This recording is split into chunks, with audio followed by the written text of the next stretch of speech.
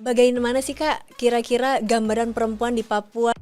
Persoalan di Papua itu tidak membuat semangat saya sebagai seorang anak yang dilahirkan dari mama Papua ini mau menyerah. Persoalannya adalah yang pertama kali saya dekati tentunya anak muda dulu Kak. Saya sudah tahu nih ini ada kelompok masyarakatnya. Tetapi bagaimana momentum pencerahan hak-hak demokrasi global yang mesti dipertahankan oleh dunia dan dimulai dari Indonesia. Kamu perempuan, ayo kembali ke Merauke, cari organisasi ini, belajar di sana.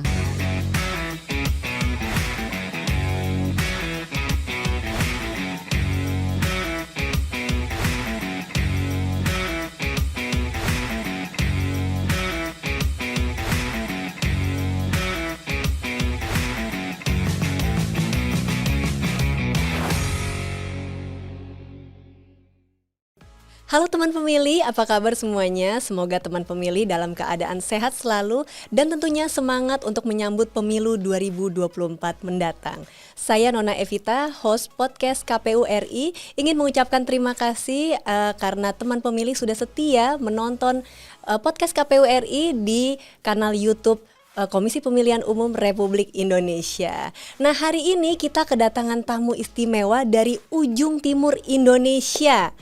Kita langsung saja sambut Kak Elsye. Hai Kak Elsye. Halo Kak Nona, halo teman pemilih semua. Dari ujung timur Indonesia. Dari mana persisnya Kak? Merauke, Provinsi Papua Selatan. Saya ingin menyapa seluruh teman pemilih yang ada di Indonesia dengan sapaan khusus dari Merauke. Bagaimana tuh Kak? Izakot Bekai, Izakot Kai, satu hati, satu tujuan. Wow, keren banget sapaannya. Terima kasih ya Kak Elsye sudah hadir, sudah bersedia meluangkan waktunya ke studio podcast KPU RI.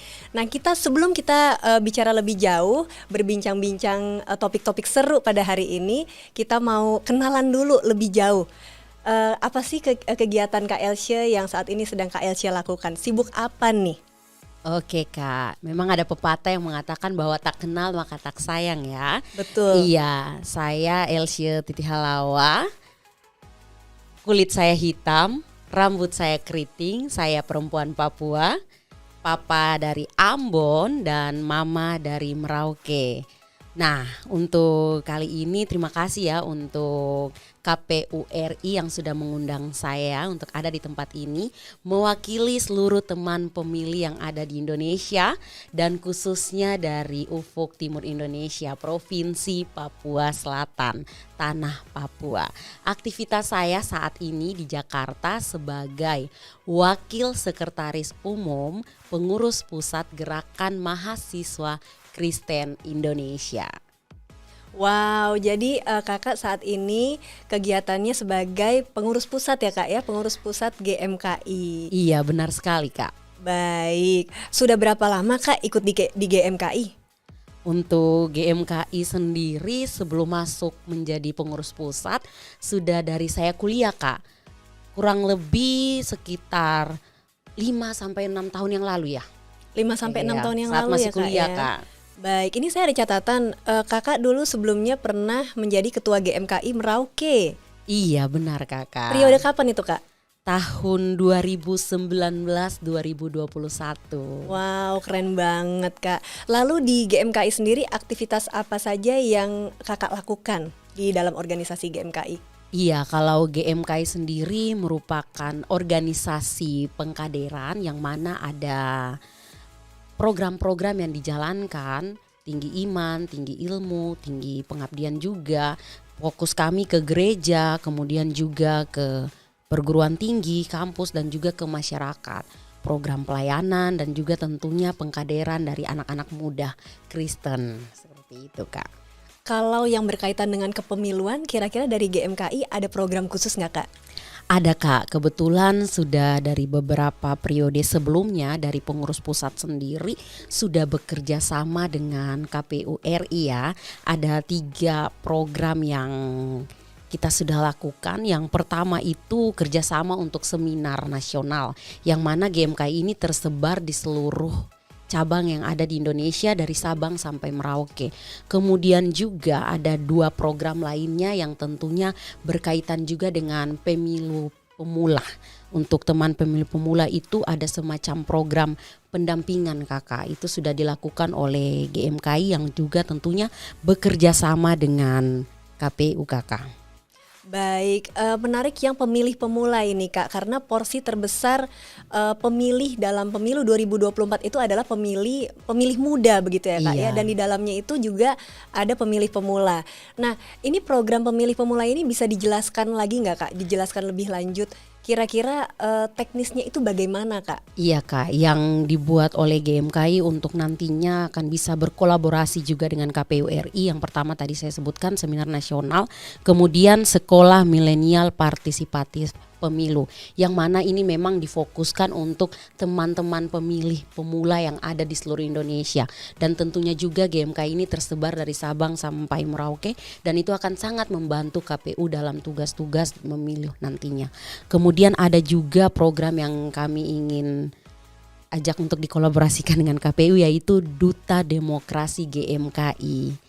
Yang pastinya teman-teman GMKI sangat siap sedia untuk bekerja sama mensukseskan pemilu 2024. Seperti itu Kak. Wah, seru banget Kak. Ini tadi Kakak bilang ada sekolah milenial partisipasi pemilu ya Kak ya? Iya Kak. Ini apa sudah dilakukan sejak pemilu 2019 lalu atau baru ini Kak? Iya, untuk ini sendiri sudah dibuat dari tahun 2018 kemarin Kak, dari pengurus pusat sebelumnya.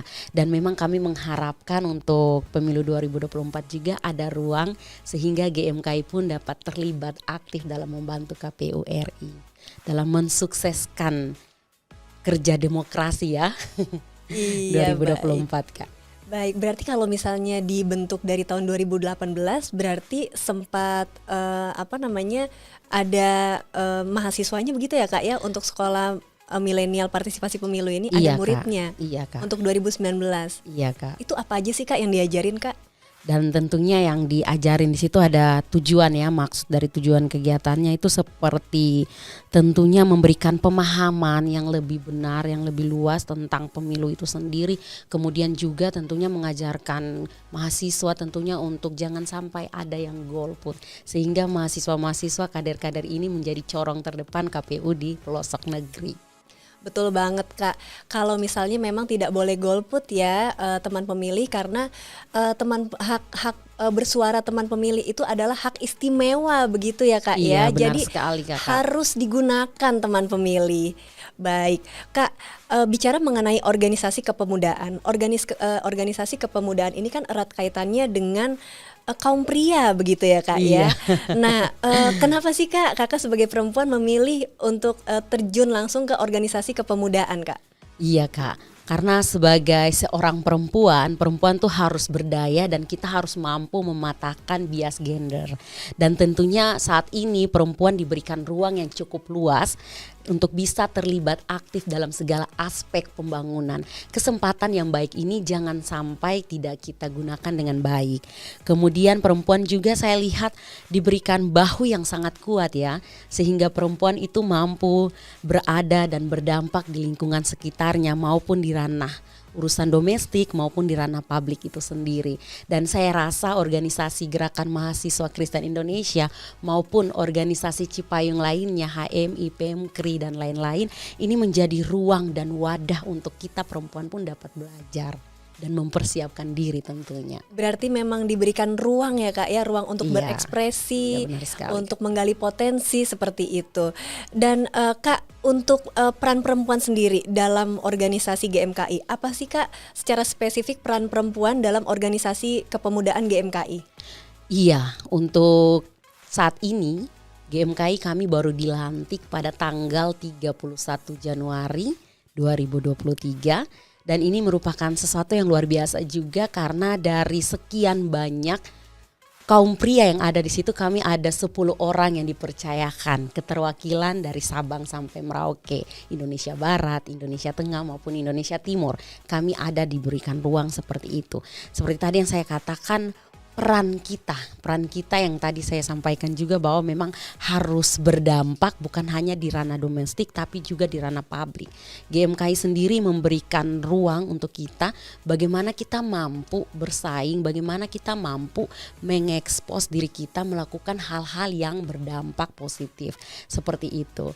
Contohnya saja saat saya masih kuliah dulu, saya pun diberikan kepercayaan untuk menjadi seorang pemimpin, seorang ketua di organisasi nasional.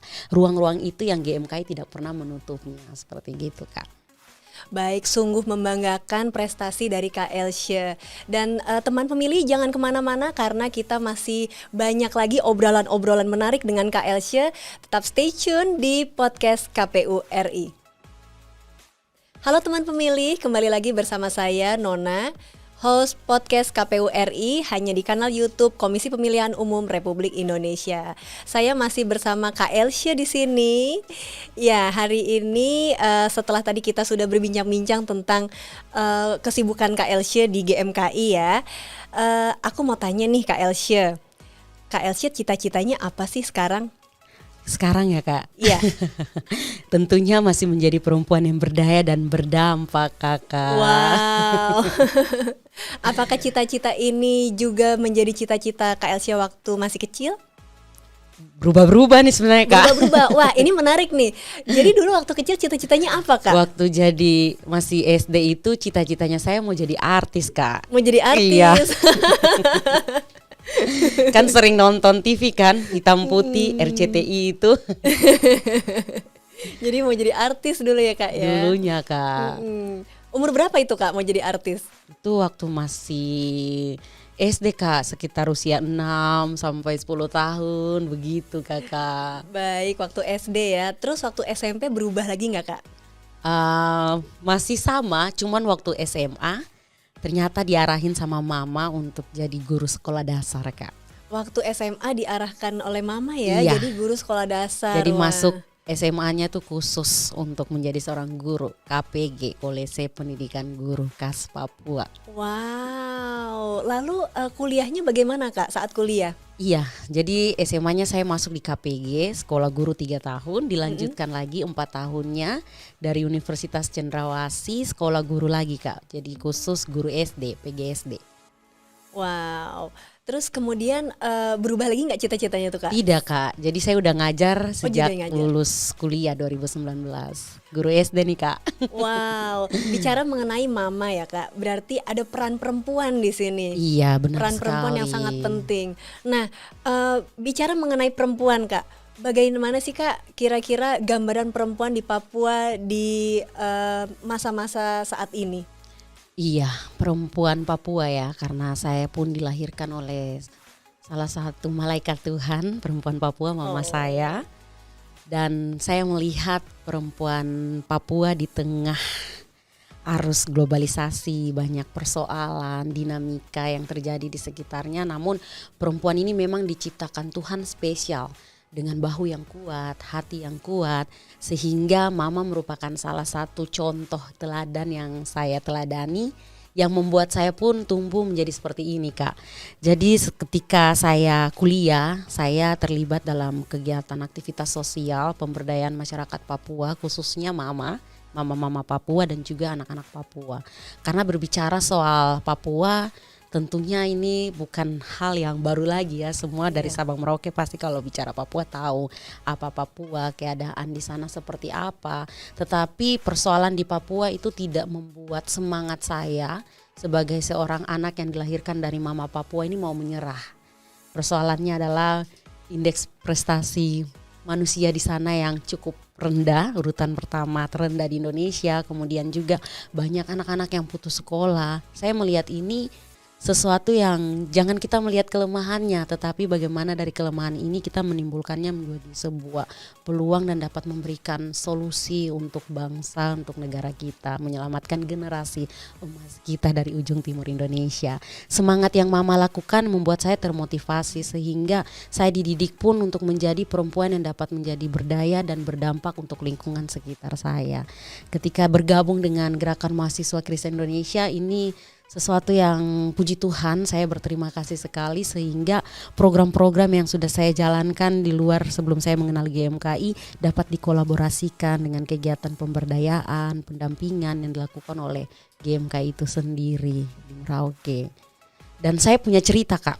Boleh Kak. Ini agak sedikit menggugah hati teman-teman pemilih pemula ya. Wow. Iya. Saat itu tahun 2021 setelah saya selesai dari masa bakti GMKI selaku ketua, ketika sudah demisioner saya sempat terfikirkan nih. Setelah saya selesai GMKI, apalagi yang harus saya lakukan? Apakah ngajar aja di SD atau ada hal lain yang ingin saya buat? Kemudian saya terdorong dengan melihat persoalan tadi, pendidikan dan ekonomi. Saya pun membuat sebuah komunitas yang saya beri nama dengan teman-teman Jehovah Jireh, fokus untuk kegiatan non formal masyarakat. Nah setelah itu Kak, kami melihat kelompok mana nih yang kira-kira akan kami masuk. Setelah sudah ada kelompoknya, pendekatanlah ke masyarakat. Ketika pendekatan ke masyarakat, lalu di situ saya dikira ini caleg Kak. Saat itu saya dikira ini caleg Kak. Nah lalu saya kasihlah gambaran yang positif dan di situ masyarakat bilang nih, anak-anak muda juga dengan orang tuanya, Kak kalau kakak datang untuk mau nyalek nanti mau caleg pemilihan, tong tra mau ikut kakak, tong tra mau dengar kakak. Bahasa Papua artinya kita tidak mau mengikuti arahan kakak. Tapi di situ saya dengan teman-teman GMKI coba ya, karena kan GMKI sendiri sudah dari 2018 sudah ada sekolah milenial untuk pemilu itu kan, sehingga kami coba pendekatan ke kelompok, memberikan gambaran positif untuk teman-teman pemilih pemula ini dan juga orang tua yang ada di situ, sehingga jangan sampai golput. Karena memang masyarakat yang ada di Papua hampir sebagian besar ini sudah tidak mau ikut pencalekan lagi Kak. Mereka lebih memilih untuk golput karena tidak percaya lagi dengan calon pemimpinnya. Nah di situ saya dengan teman-teman coba memberikan edukasi yang positif. Bolehlah memilih, lihat pemimpin yang benar-benar apa yang disampaikan dengan apa yang dilakukan serta rekam jejaknya itu yang positif. Sehingga mereka pun mulai tertarik lagi, tidak ada lagi pemikiran-pemikiran. Nah saya rasa ini merupakan apa ya Kak, tantangan juga buat kita anak muda ya. Betul. Karena kita pemuda sebagai agen perubahan ke depannya, tentunya kita harus bisa jalan di koridor yang benar. Jangan sampai ada golput-golput ya teman pemilih pemula gitu Kak. Betul. Kak ini menarik ini karena tadi kakak bilang ada segmentasi kelompok. Kakak daftar dulu segmentasi kelompoknya ya. Iya. Nah segmentasi kelompok mana yang pertama kali kakak dekati terlebih dahulu? Oke, yang pertama kali saya dekati tentunya anak muda dulu Kak. Saya sudah tahu nih ini ada kelompok masyarakatnya. Tetapi bagaimana proses pengkaderan ini jalan sehingga menyadarkan dari yang muda-muda dulu. Ketika yang muda-muda ini kan kebanyakan itu kita lihat terjerumus ke hal-hal yang negatif ya. Tapi bagaimana kita mengarahkan para pemuda kita ini untuk melakukan hal-hal yang berdampak positif untuk masyarakat kita. Nah ketika pemudanya udah satu hati, kita mulai masuk ke masyarakat. Nah ketika masyarakat ada penolakan-penolakan kayak gitu, nah udah fix nih, udah komplit nih teman-teman saya semua udah kita sehati sehingga kita bisa rame-rame untuk menyadarkan masyarakat bahwa pendidikan itu perlu gitu Kak. Tapi kakak keren banget loh dari yang mendapatkan penolakan awalnya ya Kak ya. Tapi kakak bisa masuk ke elemen kelompok masyarakat tersebut begitu. Nah Kak dari Merauke, tadi kan dari Merauke ya Kak ya. Apakah kemudian sama gak sih Kak dengan yang terjadi di Indonesia? Pendekatannya ya Kak ya, pendekatannya. Saya pikir ini kompleks ya, setiap daerah memiliki persoalannya yang berbeda-beda. Nah persoalan kami di Papua itu sebenarnya persoalan dasar.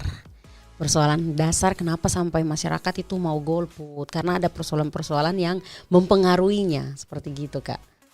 Apa itu Kak? Persoalan dasar yang mempengaruhinya tentunya dengan masyarakat yang tidak bersekolah. Ketika masyarakat itu tidak bersekolah, tidak menempuh pendidikan dengan baik dan benar, bagaimana mereka dapat mengetahui tentang demokrasi yang benar, bagaimana mereka dapat mengetahui tentang memilih yang baik itu seperti apa. Hal-hal dasar ini yang menjadi persoalan yang tentunya saat ini lagi digerakkan oleh teman-teman GMKI di Merauke. dalam hal Jadi pendidikan. literasi kepemiluan, literasi politik begitu Iya, ya Kak iya. ya. Baik Kak. Lalu Kak, bicara mengenai tadi pendidikan. Jadi kan pendidikan ini penting banget ya Kak ya. Ibaratnya elemen utama lah ya. Ya, dasar. Nah, elemen dasar betul. Nah, Kak, bagaimana sih Kak akses perempuan di Papua sana untuk bersekolah dalam hal bersekolah begitu? Iya, untuk akses perempuan untuk bersekolah, apalagi sekarang kan kalau kita mau masuk dalam dunia politik, kita memperhatikan ya, mengamati teman-teman kita ini dikasih kesempatan ya, udah berapa persen sekarang Kak ya? 30 ya, 20 Ya. sampai 30 ya udah dikasih ruang. Nah, ini kan sangat mubazir ya istilahnya kalau teman-teman perempuan Papua, perempuan Indonesia tidak memanfaatkan kesempatan ini dengan baik dan benar. Nah, saya melihat memang sudah ada perubahan yang signifikan dengan kemajuan dari teman-teman perempuan Papua, bahwasanya mereka sudah mulai sadar mengenal pendidikan itu penting, sehingga dari pendidikan mau ke segi manapun itu nyambung. Mau pendidikan perempuan itu mau terjun dalam dunia bisnis, mau terjun menjadi seorang anggota partai politik, mau menjadi seorang anggota dewan, bahkan mau jadi bupati dan sebagainya, itu sudah mulai terbuka. Nah, itu yang lagi saya tekankan bahwa memang perlu perempuan itu ketika dia bersekolah, dia harus mengaktifkan dirinya terlibat dengan kegiatan-kegiatan positif yang ada di sekitarnya. Ketika menjadi seorang mahasiswa, ayo yang Muslim gabung di HMI, Katolik gabung di PMKRI, yang Kristen gabung di GMKI. Nah, organisasi-organisasi ini akan memberikan ruang untuk perempuan itu dapat berproses dan memainkan perannya dengan baik dan benar. Jadi organisasi kepemudaan ini sekaligus menjadi wadah ya Kak Iya, ya. benar sekali Kak, Kak. ini menarik ini. Bicara mengenai organisasi kepemudaan. Siapa pertama kali yang mendorong Kakak ke sana untuk bergabung di organisasi kepemudaan? Wow, yang pertama kali mendorong saya untuk terjun ke organisasi ini, terima kasih ya untuk teman-teman Himpunan Mahasiswa Islam. Jadi saya GMKI, tapi yang pertama kali mendorong saya untuk masuk ke GMKI itu malah teman-teman dari HMI. Iya. Wow. Sehingga itu tetap kami jaga sampai sekarang Kak, komunikasi yang baik itu. Jadi waktu kuliah dulu saya udah terjun untuk pemberdayaan masyarakat dengan UGM CRCS, Bina Damai Berkeadilan. Nah, ketika kumpul ternyata ada teman-teman dari HMI, dari GMKI yang di Jayapura, sedangkan saya dari Merauke Kak, yang mana memang kegiatan saya kegiatan sosial dengan masyarakat, tapi tidak tahu bahwa ada organisasi GMKI ini. Nah, ketika sama-sama dalam program pemberdayaan masyarakat itu ditawarilah dan ditantang, kamu perempuan, ayo kembali ke Merauke, cari organisasi ini, belajar di sana, seperti itu Kak.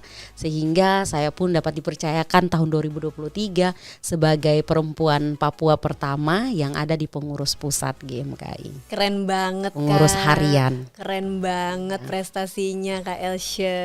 Kak. Nah Kak, sebagai pemudi dari ujung timur Indonesia, apa kira-kira mimpi Kak Elsya untuk perempuan-perempuan di Indonesia? Sebagai perempuan-perempuan yang ada di Indonesia, kita yang ada dalam bingkai Negara Kesatuan Republik Indonesia ini, saya bermimpi tahun-tahun yang akan datang, ruang-ruang penting yang ada di negara ini, entah menjadi seorang presiden menggantikan Ibu Megawati ataupun menjadi ketua KPU perempuan, diisi juga oleh teman-teman perempuan dari Sabang sampai Merauke.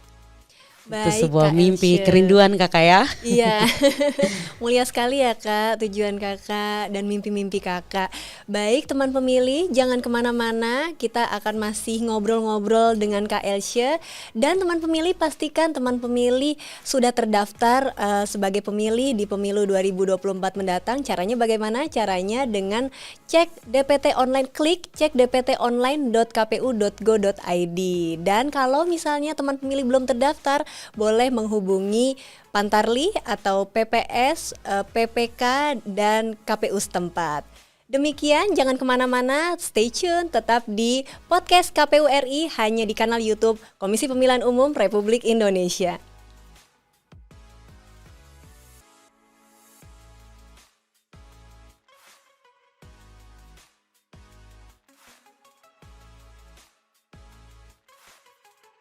Halo teman pemilih, kembali lagi bersama saya Nona Evita, host podcast KPU RI.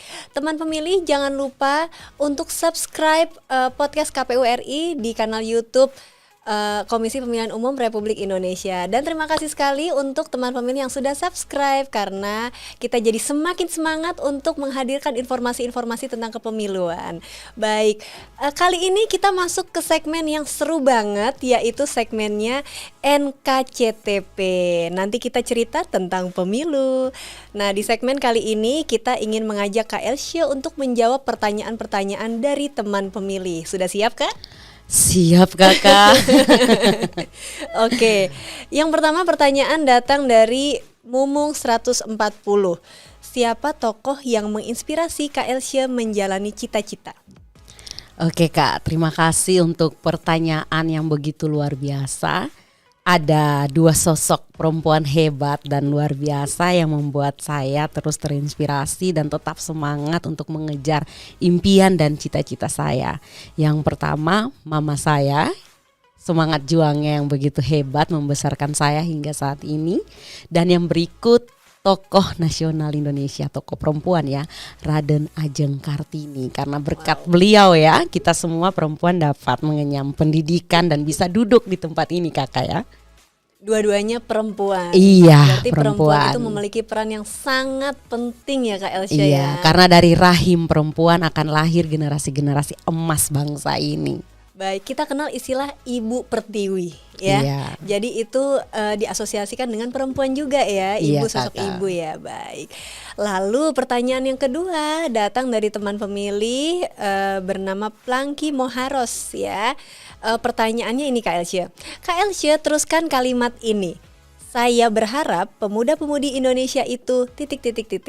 Oke, saya berharap pemuda-pemudi Indonesia itu dapat melanjutkan semangat juang para pahlawan untuk mengisi kemerdekaan Republik Indonesia dengan terus melakukan kegiatan-kegiatan yang produktif dan berdaya dan berdampak untuk lingkungan sekitarnya, terlebih untuk dapat mengharumkan nama baik Ibu Pertiwi. Wow, singkat, padat, jelas, dan keren banget pesannya Kak Elsya. Terima kasih teman-teman pemilih yang sudah mengirimkan pertanyaan. Nah, kita lanjut lagi ya Kak Elsya ya. Siap kakak. Bicara mengenai pemilu 2024. Iya. Bagaimana kemudian ada nggak sih pengalaman-pengalaman pemilu sebelumnya Kak Elsya? Ini pemilu keberapa Kak Elsya kalau boleh tahu? Keberapa kak ya? Dari usia 17 tahun ini masuk ke 3 ya kak ya? Pemilu ketiga, Iya, baik. iya. Berarti pertama kali memilih tahun 2009. 9 kak. 2014. Iya. Oh, 2024 ini yang ketiga ya Kak ya? Iya, iya, Oh, iya. oke, kirain 2019 yang ketiga. Berarti lahirnya 87 kali kak ya? Berarti pertama kali memilih itu 2014 ya Kak ya? Iya kak. Baik. Ada pengalaman-pengalaman unik nggak saat pemilu 2014? Saat itu saya ikut-ikutan ya kak ya. Ikut-ikutan. Ikut-ikut papa mama ini. Jadi suruh pilih, ayo pilih ini. Iya kak, saat itu memang ikut-ikutan. Papa mama belum begitu paham juga tentang pemilu itu seperti apa. Itu memang masih sangat awam saat itu. Jadi sekedar ikut-ikutan. Kemudian waktu masuk kuliah, ketika sudah tadi aktif di kegiatan sosial, kemudian sering bertemu dengan masyarakat, dan sebelum mengenal GMKI ya saat itu, saya sempat berpikir itu untuk golput kak, itu pengalamannya.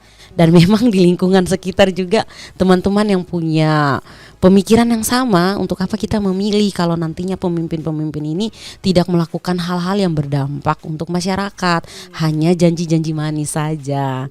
Nah, tapi ketika sudah berjalannya waktu, terlibat dalam organisasi, udah mulai sadar, ada kesadaran yang dibangun dari lingkungan yang positif juga tentang memang jangan sampai kita sebagai pemuda, pemilih pemula ini menyia-nyiakan waktu dan kesempatan kita untuk coblos, karena ini kan kesempatan yang tidak datang 2-3 kali Kak ya, dan memang itu harus dimanfaatkan dengan baik dan bisa lebih selektif lagi melihat pemimpin siapa yang kita percayakan, seperti itu Kak.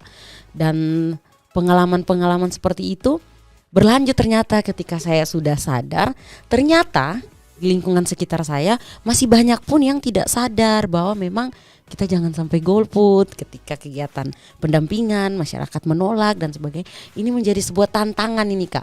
Tantangan buat saya dan teman-teman, terlebih untuk diri saya sendiri karena saya pernah ada di posisi ingin golput.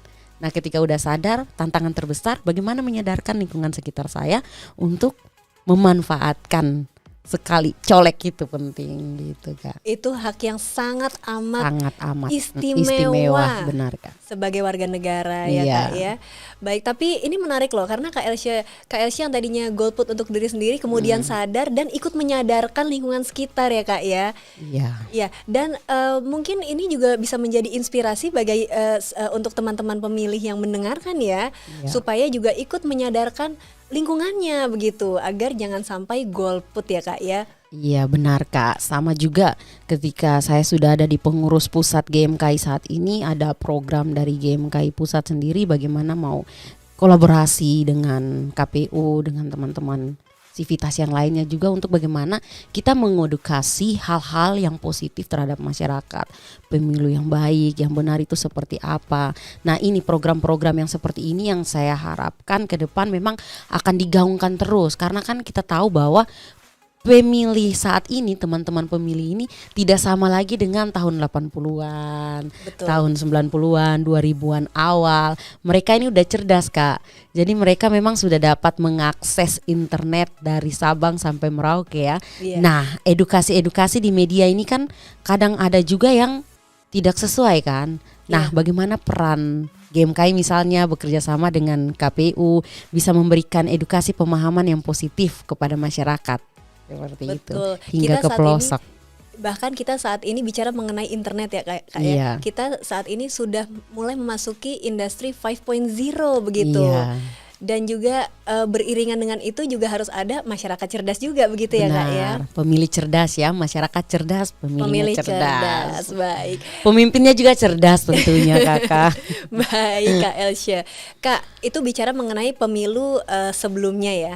Kalau Kak Elsya melihat bagaimana Kak Elsya kemudian menyikapi pemilu 2024 mendatang? Iya, untuk menyikapi pemilu di 2024 yang akan datang ini memang sebuah tantangan juga ya. Yang mana memang tadi sudah disampaikan oleh Kak Nona, sudah cerdas-cerdas ini ya masyarakat kita nih ya. Dan memang kita juga harus cerdas untuk menyikapi hal-hal seperti itu Kak ya. Karena ini sangat penting memanfaatkan kesempatan kita ini Kak. Dari saya melihat bahwa membangun sebuah kesadaran dasar, yakni komitmen bersama dari kita juga untuk mari kita sama-sama mensukseskan pemilu tentunya. Karena kalau kita tidak sadar dan tidak berkomitmen, maka sama saja kita akan digoyangkan oleh keadaan nantinya. Nah kemudian pemilu 2024 ini saya lihat ini kan semakin dinamis. Sering dengan kristalisasi arsiran geopolitik yang lagi melanda dunia ya, sampai keserempet juga ke kita Indonesia sampai ke Papua. Tentunya berdampak langsung untuk masyarakat kita Kakak. Namun ada persoalan ketika pemilu itu identik dengan kekuasaan saja, identik dengan uang, kemudian identik dengan kepentingan tertentu, maka pandangan saya melihat ini pemilu 2024 ini mesti menjadi momentum pencerahan. Momentum pencerahan hak-hak demokrasi global yang mesti dipertahankan oleh dunia dan dimulai dari Indonesia. Harus dimulai dari bangsa kita memberikan pencerahan tentang politik yang baik dan benar. Indonesia saya melihat bahwa harus menjadi pilot project ya, redemokrasi global yang esensial tentunya. Bagaimana Indonesia bisa bijak memainkan politik bebas aktif itu, bahwa entitas pemilu sebagai jati diri. Model demokrasi Indonesia yang original ini memang sudah semestinya memberikan tempat yang ideal bagi tumbuh kembang hak-hak politik di masyarakat, tanpa harus dipengaruhi oleh kebiri-kebiri lainnya yang tentunya akan mempengaruhi kinerja kerja di lapangan. Dan kemudian ada sebuah isu pengaruh geopolitik yang isunya dikendalikan oleh sebagian kecil oligarki global itu. Untuk itu secara kelembagaan GMKI sangat siap berkolaborasi dan berkomitmen bersama KPU RI dalam rangka mensukseskan perhelatan pemilu di tahun 2024 mendatang. Sebagai organisasi terbesar di Indonesia salah satunya dan cukup tua juga, yang mana GMKI ini berdiri sebelum pemilu pertama di Indonesia, Kakak. GMKI berdiri pada tanggal 9 Februari 1950. Dan tentunya kita ketahui pemilu pertama di tahun 1955. Tentunya GMKI sudah memberikan kontribusi saat itu sebagai organisasi mahasiswa yang independen, tidak berafiliasi dengan partai politik yang memiliki tanggung jawab moral untuk mengawal dan mensukseskan proses pemilu dari masa ke masa hingga tidak terkecuali untuk pemilu di tahun 2024 nanti. Berdasarkan pengalaman itu, GMKI sudah memiliki lembaga pemantau pemilu yang didirikan sejak tahun 2018 di seluruh cabang yang ada di seluruh Indonesia. Mengutip dari apa yang disampaikan juga, saya sempat searching di KPU sendiri. Bapak Ketua KPU lagi mengusung kerja demokrasi ya, yang mana jika bekerja tidak bisa sendirian, harus bekerja secara bersama-sama. Perhelatan pemilihan serentak dari Sabang sampai Merauke ini sesuai yang diusung oleh KPU juga tentang kampanye adu gagasan dalam pemilu. Untuk mensukseskan hal itu, GMKI sangat siap untuk berkolaborasi dan membantu KPU untuk menciptakan pemilih pemula yang cerdas dan juga pemimpin yang cerdas. Baik, Kak Elsya, seru banget ya Kak ya. Jadi mulia sekali dan kita sebetulnya satu visi ya Kak ya untuk menyukseskan pemilu 2024. Baik teman pemilih, jangan kemana-mana, kita masih ada satu segmen terakhir bersama Kak Elsya. Tentunya sesudah ini akan lebih banyak lagi obrolan-obrolan yang menarik. Stay tune di podcast KPU RI.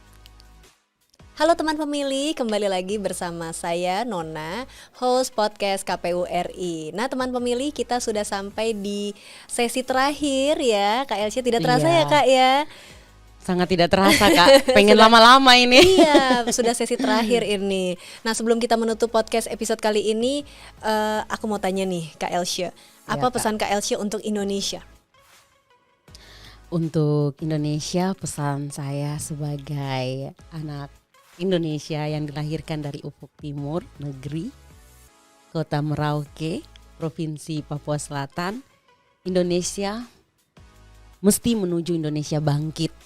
Kita bersyukur karena hemat saya karakteristik nasional bangsa ini lagi bergeser dari masyarakat nasionalis berbasis kultural, religius menuju masyarakat nasionalis berbasis rasional religius. Jadi negara bersama, rakyat memiliki satu filosofi kontemporer bahwa Indonesia bangkit itu ialah Pancasila dan Undang-Undang Dasar 1945 adalah harga mati bagi seluruh rakyat Indonesia.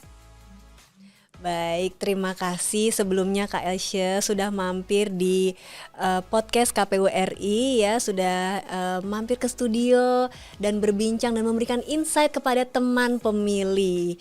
Akhir kata teman pemilih, saya juga ingin mengucapkan terima kasih karena sudah setia mendengarkan podcast episode kali ini. Dan kita tutup podcast KPU RI pada episode kali ini. Sampai jumpa di podcast episode berikutnya. Podcast KPU RI terdepan bicara kepemiluan. Sampai jumpa. Bye semuanya.